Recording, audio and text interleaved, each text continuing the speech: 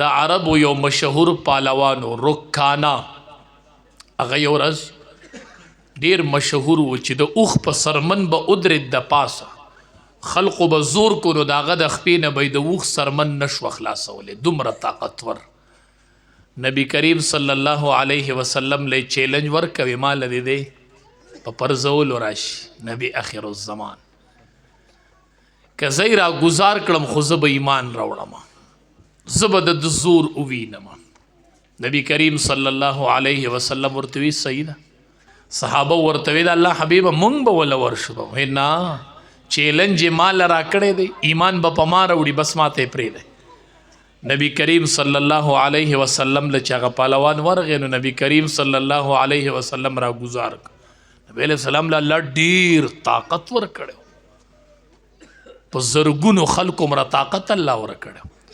چې راګزار یې کو نو هغه پهلوان ورته وی زما خپه وښویدله. وی صحیح ده. بیا وله ورغې نو بیا یې راګزار که. هغه وی د ملا دا ډوکې مې نه دی لګېدلی. نبی علیه السلام وله بیا ورغې چې راګزار یې که لاس یې پې کېښود، وی خپه خو دې نه ده ښویدلې؟ هغه وی نه. وی د ملا ډوکې دې ولګېده؟ وی آو. وی څه خیال دی؟ وی خیال مې دا دی چې دا زور د نبوت زور دی او ما پتا باندې ایمان راوړی دی.